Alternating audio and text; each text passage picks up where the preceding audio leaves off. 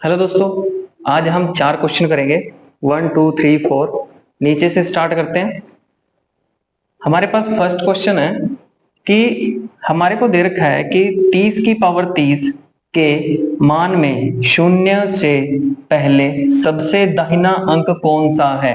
मान लीजिए हम इसको सोल्व करते हैं। उसके बाद हमारे को पहले यहाँ शून्य शून्य शून्य, क्योंकि यहाँ पर 30 की पावर 30 है तो जीरो 30 जीरो तो पक्का आने ही आने हैं।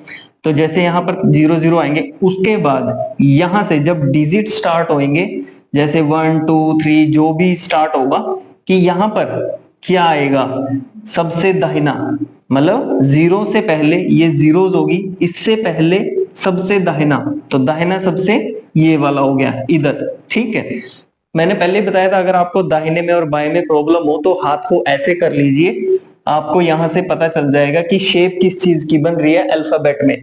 जैसे आप यहां पर देखोगे कि डी बन रहा है। ठीक है, जैसे मैं यहां पर बना देता हूं आपको। जैसे ये डी है, अगर मैं इसको करूं तो ये डी बन रहा है, तो डी फोर दाया हो जाता है। ऐसे ही हमारा ये बी बन जाता है, बी फोर बाया हो जाता है। ठीक है, तो यहां पर ये दाहिना है। ठीक है, और इस टाइप का क्वेश्चन में हमने करना क्या है, जो पावर है, पावर को हमने, जैसे 30 पावर है, पावर को हमने 4 से डिवाइड करना है। तो 4 से डिवाइड करने के बाद कितना आएगा, जैसे यहां कर लेते हैं 30 4, तो 4 7 28। हमने क्या करना है, जो यहाँ पर शेष बचा है हमने वो लेना है, ना कि हमने इसको इसको इग्नोर करना है। जो शेष आया, यहाँ पर 2 शेष आ रहा है, तो हमने क्या करना है, तो 30 की पावर हमने 2 मान लेनी है। ठीक है, यही हमने करना है हर क्वेश्चन में। जब भी आपको पावर का क्वेश्चन दे रखा हो तो हमने पावर को 4 से डिवाइड करना है। बस यहाँ एक चीज ध्यान रखनी है, अगर तो पावर 4 से पूरी पूरी डिवाइड हो जाए फिर हमने वहां पर 4 ही लेना है। जैसे अगर यहाँ पर ये 30 है, अगर कुछ ऐसा होता, जैसे 36 होता, 36 4 पे पूरा पूरा डिवाइड हो जाता है, तो हमने यहाँ 30 की पावर 4 लेनी है जब भी पूरा पूरा डिवाइड हो। और बाकी इसके बाद तो या तो आपके पास एक रिमाइंडर बचेगा, या 2 बचेगा, या 3 बचेगा। ठीक है, बस ये ध्यान रखना कि अगर पूरा पूरा डिवाइड हो जाता है तो हमने पावर 4 लेनी है। ठीक है, तो अभी यहां पर जैसे 30 की पावर 2 है, तो हमने 30 × 30, इसका यही मतलब होता है, इसको मल्टीप्लाई करेंगे तो 900 आ जाएगा।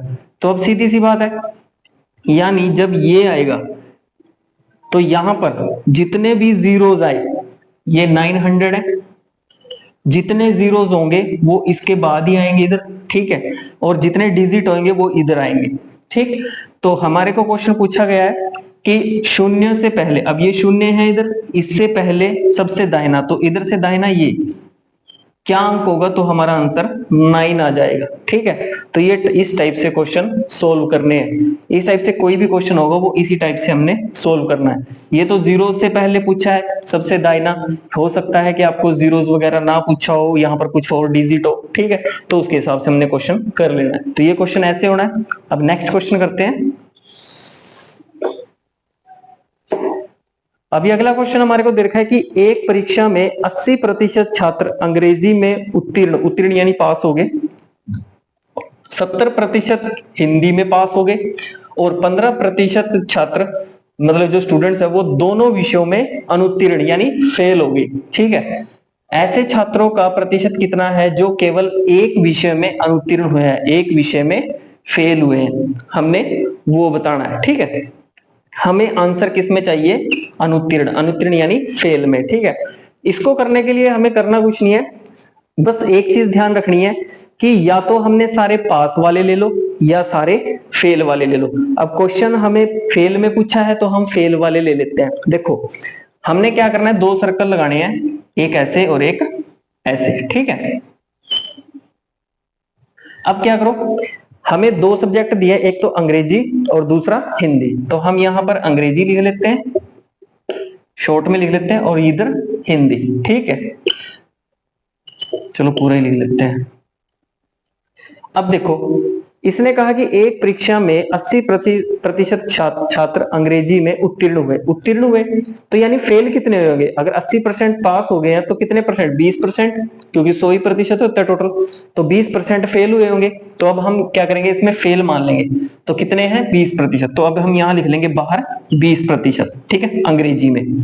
फिर उसके बाद 70% छात्र हिंदी में उत्तीर्ण हुए, यानी अगर 70% उत्तीर्ण हुए तो मतलब पास हुए हैं, तो फेल कितने होंगे? 30%। तो अभी हम यहां ले लेंगे 30%, ठीक है। अब उसने बोला है 15% छात्र यानी स्टूडेंट दोनों विषयों में फेल हो गए, ठीक है। तो अभी हम ये फेल वाला ही ले रहे हैं, तो दोनों में फेल हो गए। देखो यहां पर ये जो बीच वाला है ये दोनों में आएगा, यानी 15%, ठीक। अब सिंपली हमने करना क्या है,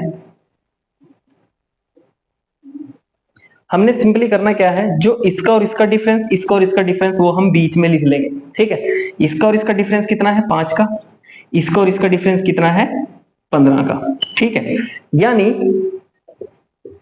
ये तो दोनों में आया कि दोनों विषयों में 15% छात्र फेल हो गए। अब अगर अकेले अकेले की बात करें, 5% छात्र अंग्रेजी में फेल हो गए और हिंदी के 15%। तो अब इसने पूछा है ऐसे छात्रों का प्रतिशत कितना है जो केवल एक विषय में अनुत्तीर्ण हुए, केवल एक। ये भी केवल एक है और ये भी केवल एक है, यानी दोनों कितने हो गए?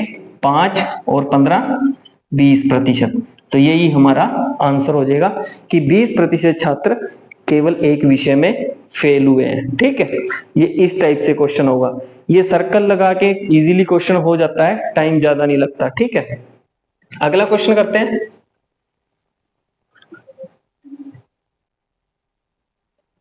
नेक्स्ट क्वेश्चन है, एक संख्या को 4 से गुणा करने के बदले गलती से 4 से भाग कर दिया। इस गलती के कारण परिणाम में प्रतिशत अंतर कितना होगा? मतलब कितना प्रतिशत अंतर आ गया उसमें। अब कौन सी संख्या है क्या है हमें नहीं पता, हम मान लेते हैं कि माना उसको हम 100 मान लेते हैं, ठीक है। अब इसने क्या कहा कि एक संख्या को यानी 100 को 4 से गुणा करने के बदले, अब क्या करना था? 4 से गुणा करना था, यानी 400 आना था, बदले गलती से 4 से भाग कर दिया। 4 से क्या कर दिया? भाग कर दिया। तो कितना आएगा इसका? 25। मतलब 400 आना था, अब 25 आया। तो इन दोनों के बीच में प्रतिशत अंतर कितना था? तो प्रतिशत अंतर, क्योंकि इसने प्रतिशत अंतर पूछा है, यही निकालेंगे। अब दोनों का डिफरेंस कितना है? 375। अब प्रतिशत निकालने के लिए पता ही आपको, अब आना कितना था? 400। तो 400 पे आया ये, डिवाइड मल्टीप्लाई बाय 100, ठीक है। 100 से 0 से 0 कैंसिल, 4 से इसको काट लो, कितना आ जाएगा? 4 में 36, 1 4 12, 3 0, 4 7 28, 2 4 5 20। तो ये हमारा आंसर आ जाएगा 93.75, कि इतना डिफरेंस आएगा जब हम इसको गलती से ये कर लेंगे, ठीक है। ये इस टाइप से क्वेश्चन होएगा। नेक्स्ट क्वेश्चन, अगला क्वेश्चन है कि P का वेतन Q के वेतन से 20% कम है, जो R के वेतन से 20% कम है। R का वेतन P के वेतन से कितने प्रतिशत अधिक है? ये क्वेश्चन है। अब इसमें ना एक चीज ध्यान देने वाली कौन सी बात है, यहां पर ये जो शब्द है जो, यहां पर ध्यान देने वाली बात क्या है? देखो इसने कहा P का वेतन Q के वेतन से 20% कम है जो। अब यहां पर अगर जो शब्द है ना, तो ये जो शब्द Q के लिए है, ये ध्यान रखना, ठीक है। अगर यहां पर और शब्द होता कि कम है और R के वेतन से 20% कम है, तो इसका मतलब ये P की बात कर रहा है, ठीक है। अगर तो यहां जो है तो इसकी बात कर रहा है, अगर यहां और है तो वो P की ही बात करेगा, ठीक है। तो ये चीज ध्यान रखना, इसमें कई बार कंफ्यूजन हो जाती है, ठीक। तो ये क्वेश्चन इस टाइप से है। अब आगे करते हैं इस क्वेश्चन को, हम सिंपली क्या कर लेते हैं? P लिख लेते हैं क्यू आर, ठीक है। P Q R. इसने कहा P का वेतन Q के वेतन से 20%, P का वेतन Q के वेतन से 20% कम है, जो यानी जो Q R के वेतन से 20% कम है। मतलब ये इससे 20% कम है और ये इससे 20% कम है। तो हम क्या करेंगे? सीधा इसको मान लेंगे 100%, ठीक है। अब क्या करेंगे? इसका 20% ये कम है, तो इसका 20% निकालेंगे तो कितना आ जाएगा? 80, ठीक। अब ये 80 है, तो 80 का 20% निकालेंगे तो कितना आ जाएगा? सीधी सी बात है, 80 का 20% काट के हमारा आ जाएगा 16, ठीक है। 16 को इसमें से माइनस करेंगे तो कितना बचेगा? 64, ठीक है। अब यहां पर एक चीज ध्यान देने वाली बात क्या है कि अब यहां पर P क्यू आर, R का वेतन पी के वेतन से कितने प्रतिशत अधिक है। अब हमें आर और पी को देखना है, तो यानी ये तो हमारा है पी और ये हमारा है आर, इन दोनों से हमने इस क्वेश्चन को निकालना है।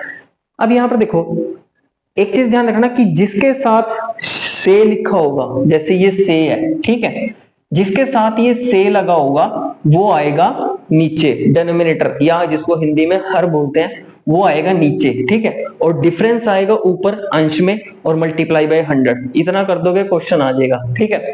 बस ये ध्यान रखना कि से किसके साथ लगा है, कि आर का वेतन पी के वेतन से, यानी पी के वेतन से, यानी पी के साथ से लगा है, ठीक है, इसके साथ से लगा है पी के साथ, तो यानी ये आ जाएगा डिनोमिनेटर, यानी नीचे हर में आ जाएगा।